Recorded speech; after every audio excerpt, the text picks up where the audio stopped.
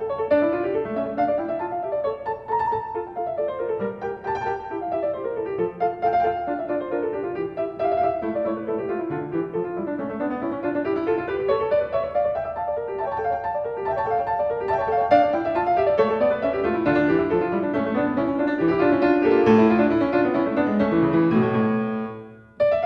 is Dan Pratt.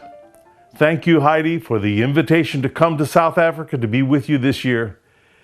I admire so much what you've accomplished for children, for families, and for educators. When I couldn't be there in person, Heidi asked me if I would make a brief DVD to tell you some of the stories about the early days of Kindermusik. Well, at my age, almost everything is early days, but I'm pleased and proud to do it. In the late 1960s, I was in Cologne, Germany, studying as a young singer in the Hochschule für Musik. There I met an organ student, Dr. Lorna Lutz-Heige, who was in the country on a grant and was studying and also doing work with an organization of community music schools. She worked with the Verband des Deutschen Musikschulen in Germany, the Association of German Music Schools, to develop a program called Musikalische Früherziehung, music for the very young child.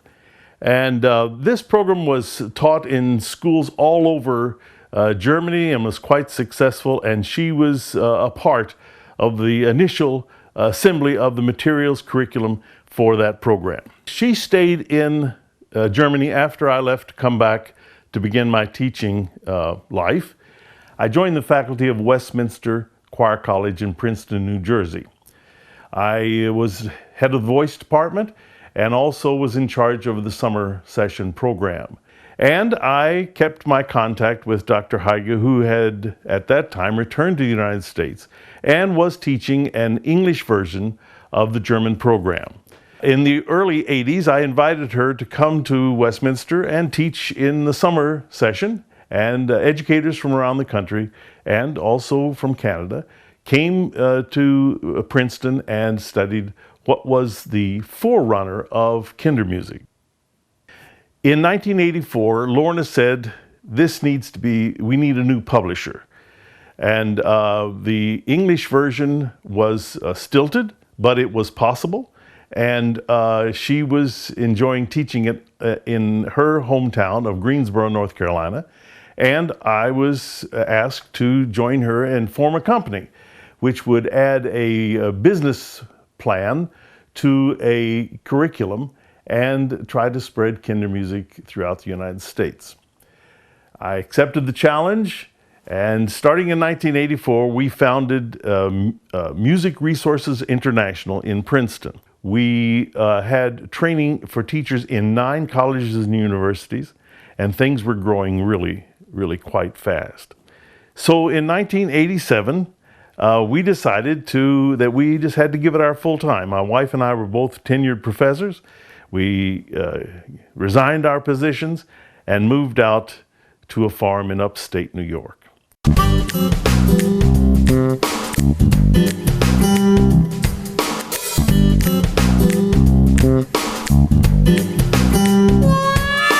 Oh, MacDonald had a farm, E-I-E-I-O.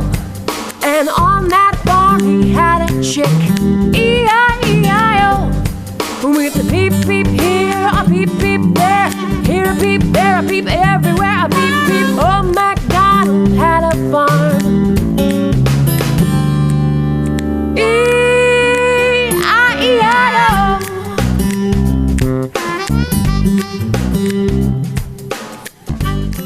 Well, hello again. I'm standing here in the barnyard of a small farm in upstate New York. And we're about 2.5 hours north and west of the George Washington Bridge and about 4 hours north and west of Princeton, where the business was in the very early years. When we came out here, the idea was to leave the academic life behind, leave the double jobs, the long hours behind, and to have a place where I could just devote myself to getting Kindermusik up and going and on its way. When we started setting up, I called the phone company, asked them to start the phones. We got to get underway here. We had an 800 number, which is the toll-free number here in America. They told me, well, they would be glad to do that, but unfortunately, in this town, there's nothing available at this time except party lines. Operator, what city, please? And sure enough, by the time we got here, we had our own line, 1-800-628-5687. There's another story about that. The 628, by the way, is my birthday. I was allowed to pick my own 800 number, and so I said, we'll pick 628 so I can always remember it. 5687 is K-Muse, so it's my birthday and Kindermusik. We were here for 3 years, lived in the house across the road, raised my children. They were homeschooled, 5 kids, set up the business and got things going, and Kindermusik grew literally all over the United States and Canada, and in some other places we were starting to get a start. And I was really stretched because we didn't have the kind of management backup that I was starting to need. We made a decision at that time to leave the German publisher and to write Kindermusik all anew and start in our American-produced Kindermusik program. We did that, and in early 1988, I was driving the truck to New York to pick up our last load of materials from Germany. Out here in this rural area, the trucks were a little bit worn, but I got the truck to the docks, picked up a full load, the last load of the materials from the Germans, and I was on my way home, and I blew a tire. I walked to the service area there and went inside and called the rental company to come get this truck. And while they were on the way, I walked back down then to the truck to see it. And by that time, the fire engines were all around the truck. The tire had overheated, had burned through the bottom of the truck. By the time I got there, the truck was aflame.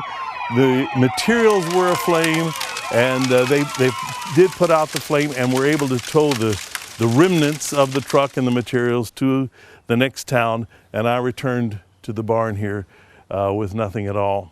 We got another last delivery of the German materials, and shortly thereafter we made the change over to the American program. In 1990, something important happened to change the situation. We decided to add a board of advisors to our Kindermusik group. And this board of advisors was chosen from all over the country. And a man I hadn't known, who had been a banker and a businessman from North Carolina, Greensboro, North Carolina, was added to the board of advisors. He said, let's really do this Kindermusik. Bring it to North Carolina, I'll buy in, I'll assemble some investors, and let's let this thing really go around the world. It's right for children, it's right for musician teachers who need an outlet for their abilities and who want to touch the lives of young children and families. So let's really do this thing in a special way. And I will always be grateful for the vision and the dear friendship of Luke French. So in 1990, he bought into the company, we packed it all up, moved out of the barn.